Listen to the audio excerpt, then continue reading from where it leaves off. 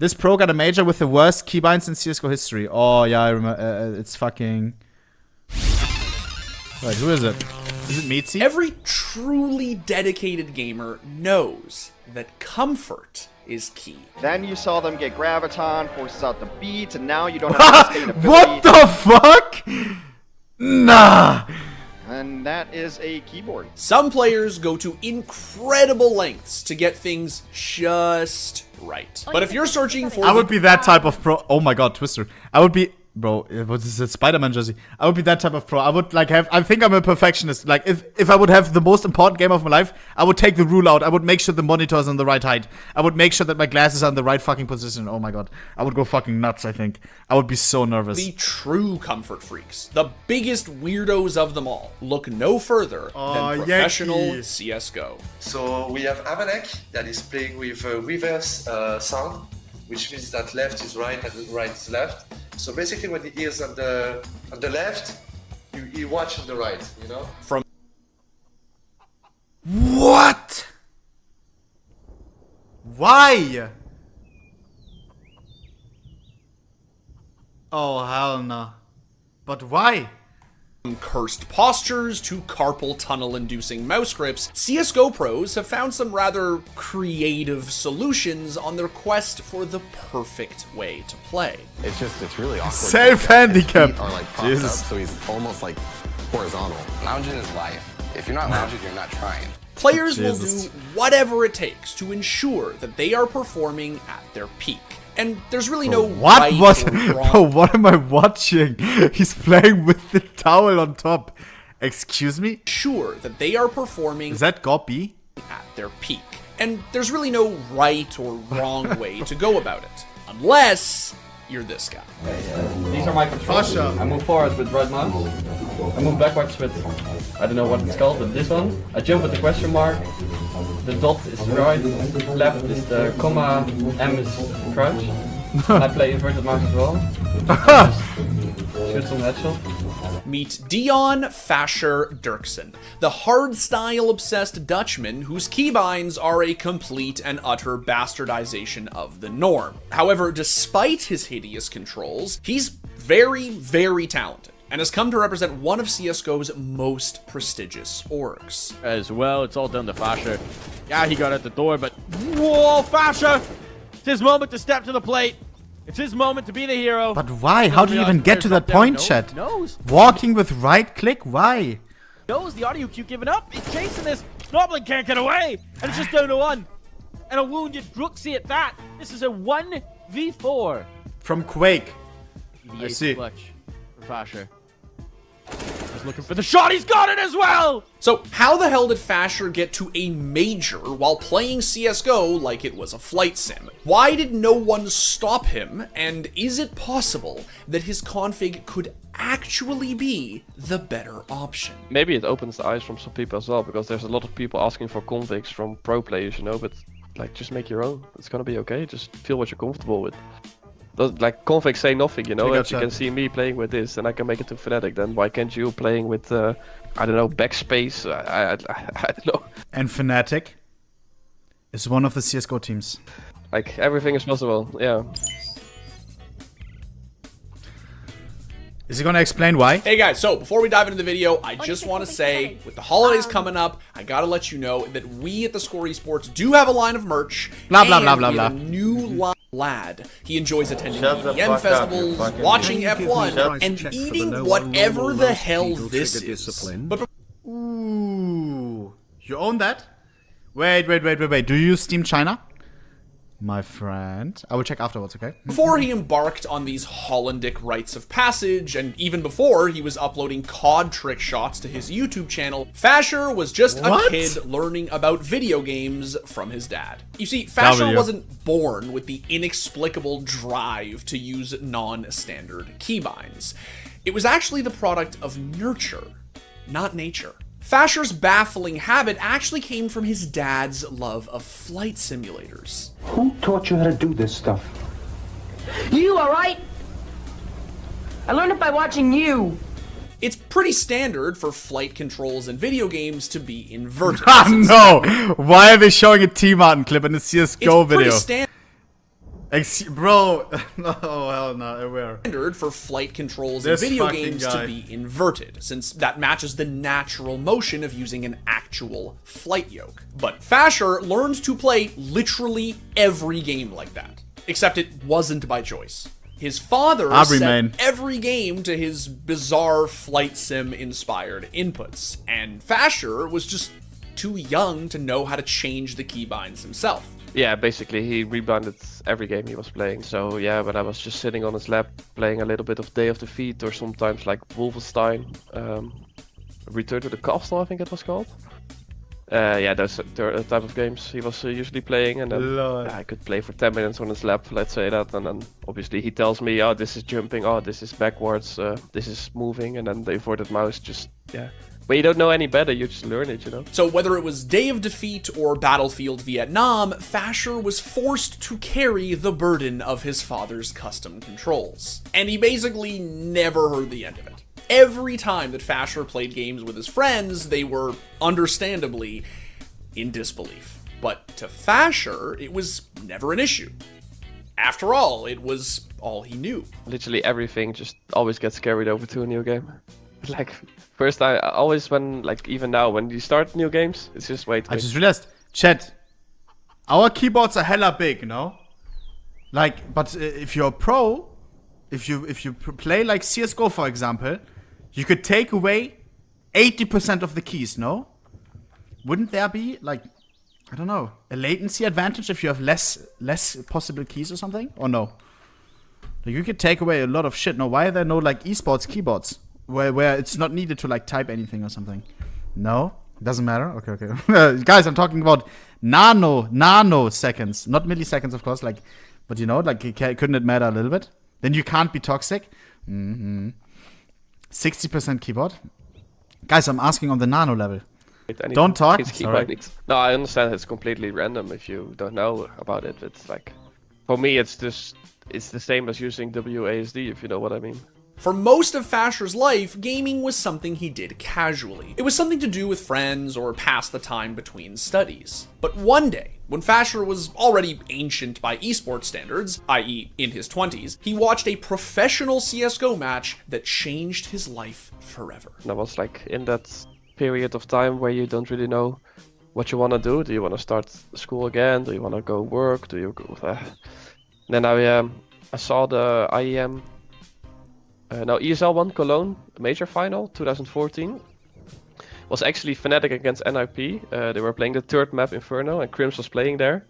And I thought, holy shit, this is insane. So I bought Counter-Strike. Listen, people get into esports in all sorts of different ways. But CS is a franchise that's been around for so long that it's kind of weird to think of someone Fasher's age getting into the game after watching competitive CSGO. But since nothing with Fasher is ordinary, after witnessing two Swedish titans battle it out, he decided to pick up the game and give it a try. But, of course, first things first, Fasher needed to switch over to his soon-to-be infamous keybinds. Now, I mentioned the inverted mouse thing, but trust me, it gets so much worse. Fasher moves backwards with semicolon, left and right with comma and period, crouches with M, and jumps with question mark. And that's not all. Fasher moves forward with right click. Holy Jesus. What is that? What the f*** is that? Now, if you're a MOBA player, clicking to move may seem natural. How does he zoom in on an orb? It's gonna be like a fucking key on the keyboard or what? But let me explain why that is far from normal in the world of FPS. In any first-person shooter, the mouse is almost entirely reserved for aiming, adding a secondary That's his foot pedal. element, especially one as crucial as movement, feels way too chaotic. I think for the and remember, Fasher's mouse is inverted, meaning up is down and down is up. Now, obviously, like any keybind, this is something one could get used to. But the idea of having to flick in the opposite direction just makes me shudder. Despite his ungodly controls, though, Fasher got really good really fast. So much so that in 2016, just 2 years after getting into the game, he got signed to his first org. Over the next few years, Fasher Should I play a Face It game with Fasha settings? hopped between several different European rosters, trying Just to jump make a right name in for himself. Oh my god, I say only Fasher. Oh, 3 kills, make that 4. And the 5th. Only Fasher. Only Fasher. It was only Fasher on the site. Je verrast worden door iemand die achter in een box zit te hiden. En Fasher is dan nu degene die B-side moet gaan defenden met die deagle. Eerste schot is absoluut raar. Lol, een Dutch Cup. En de tweede ook. Wordt het de derde? Kom op. Ja, ja hoor. Fasher met de deagle. Chimes in with one and Doc is a very good player. And oh, Fasher, how's he done that? It can only get better, bro. Might Stop. be able to get a third with the scout, and he does. All of a sudden, this round is turned on his head. LOL! Fasher eventually. Doc! What the fuck? Interesting. Fasha and Doc on one team. Because Doc is also Dutch, no? Third with the scout, and he does. All of a sudden, this round is turned on his head. But Fasher eventually hit a wall. He toiled away in Tier 2 and 3 CS for years without much success. And it wasn't like he was getting any younger. Sure, he was determined to win and was the star of almost every team he played for. And yet big teams just weren't noticing him. So what was the problem? Well, obviously, I can't say for sure. And while Fasher was incredibly talented and had a really good work ethic, Europe is, quite literally, Counter-Strike's most competitive region. It's hard to get noticed without a little luck. That said, you can't help but wonder whether, in some ways, he was sort of playing the game on hard mode. Default controls are meant to provide the most comfortable and efficient way to play for the average person. And sure, some people might make slight tweaks that inspire eyebrow raises here and there, myself included, but when a player's preferred controls are this different from the norm, they might actually be hindering their performance. How far could Fasher truly take himself while playing the game wrong? Well, as it turns out, all the way. That can be so dangerous, making his way out of long. Gets the first. There's the refrag from Fasher, though, as he'll double up. Fasher! Oh my goodness gracious, Fasher, what a one-tap. That was, I thought that he got both kills there for a second. As he'll continue, Fasher with the ace. Forrest has opted for a Mat 10. He knows that the head Kevlar... Oh, should I ask Fasher? Like, if he wants to do something like, you know, I play with his config and then we Q1 together? Fnatic, maybe I can ask Nikodas to ask him or something. That would be cool, and then I ask him like, wait, what's walk again? Haha, bro, that would be cool. That would be cool. The back of the site as he finds himself a second. 5-7 drawn. Oh my good God, Fasher! The Dutch delight for Fasher! It's an ace in the last of the second. Nice skin as well. 5v3, 40 seconds. Oh, GTX! Wait, what? Blink. Ah, lol! Wait, they were called Blink before? GGX, Xeno, Riggins, and Obsidian. It's literally the same team. Before B&E was a thing. Interesting. I didn't know. Blink. I was getting a nice shot, a secondary on Rigon. Hold up.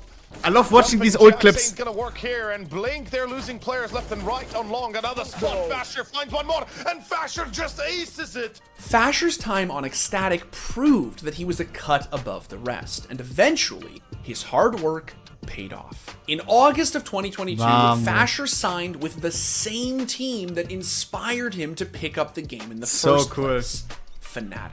But why exactly would a top-tier org want to sign a player who'd never really competed at their level before? Was it just morbid curiosity about his grotesque keybinds, or was he actually that good? Well, it turns out that on top of having absolutely cracked aim, Fasher was known for being an aggro freak. Hell, he played so crazy that he was even I remember the drama. Freak. Oh my god, I remember. I swear it felt like playing a whole different team and anti-cheat server. Thanks to Republic for making it possible. I think this should concern many tier 2 teams. However, we will take the win against Ecstatic this time. Fasha, you're so cringe for tweeting this. It's when they played against Ecstatic, I think. And we watched that game as well. I think we watched that game. We co-streamed that. He played so crazy that he was even accused of cheating, which, as we all know, is the hallmark of every Radar from Sky. Up-and-comer. Homie wasn't even a W warrior. He was a Mouse 2 mercenary. And that's gonna open up Ivy, and look what the hell! What the hell was that?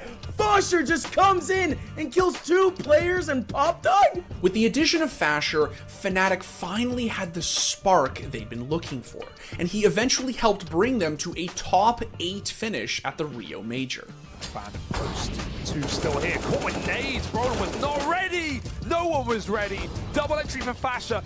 Wow, yeah, he can't even see it because of the scope. Look at those disgusting ass stickers. Aggressive plays coming up from the Fnatic side, reasserting some control. Wide swing from Fashar, and he'll take every single remaining kill. Quad on him. This might be the beginning of the end. Fasher's found the blind spot, walks in the fire, walks above them, and locks ends out of it. Fnatic played in the Elisa Masters, where Fasher put on an incredible performance to help lead his team to victory. Loses the fight, now they can hold down the defuse because Fasher has not got an angle. Tap up one, look for the second, Glaive gives up the fight. Fasher's backstab. Fuck, we didn't get pumps for that. Bursting through, Roy's gonna go down, he needs to get that backstab in relatively soon. Fasher engaging against 1 and 2, looking for the blood, he gets 1, and Fasher ends with a triple. It was also around this time that Fasher started popping up on more people's radars.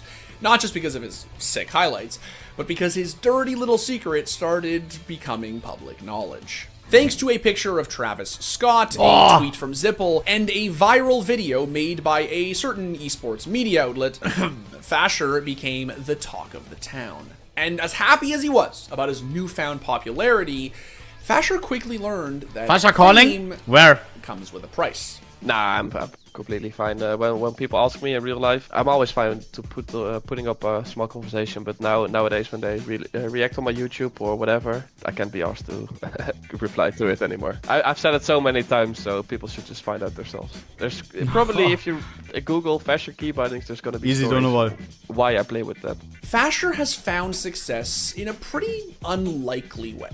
You gotta admit, the way the guy plays is insane, but somehow Fasher's in Bali on holidays? Oh. Really well. It's kind of a dream, you know, like playing tier 1 CS, and then obviously I couldn't have wished for anything Wait, is he the best? Before I say it, let me think. Is he the best Dutch player? Has to be, right? Who else is on the top? Yeah, has to be Fasher, has to be. In the quarterfinals of the major, and like, if you told me half a year ago, I would be in the quarterfinals of the major. Is the best Dutch player better than the best German player? Chris J, bro, chill. Fasher versus who's the best German player? ohnePixel out of the way. That would be unfair. Best German player, Tapsen. Tapsen or Fasher? Tapsen or Fasher? Who has more like market value? Because that, I mean, that includes brand, I guess. But who has like more? You know, Tapsen? Okay. Sure. Would win a tier 1 tournament, and like I wouldn't have believed you, you know.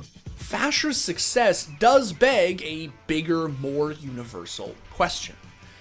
Should we be experimenting with controls more? WASD was popularized by Quake legend Dennis Thresh Fong way back in the 90s. I didn't know that. And sure, it's a familiar and comfortable way of playing, but are we limiting ourselves by conforming to the status quo? Everyone is different, and something that works for one player may not work for another. So why is it that the majority of people stick to the defaults? Maybe, just maybe, the only thing keeping you from greatness is a few custom keybinds. So tough task ahead Surely. for to stay alive at the Pro League playoffs. Fasher with 2 quick headshots. That's a Legion, Yekindor, and OC. Oh, I remember this game. No chance. We watched that. Trades, and no pistol round for Liquid. It's Fnatic to take a 1-0 Not for Ohne, bruh. I'm really not in the habit of W video, bro. I enjoyed that. Clicking on. I enjoyed that a lot. A lot. W, bro. Big dub.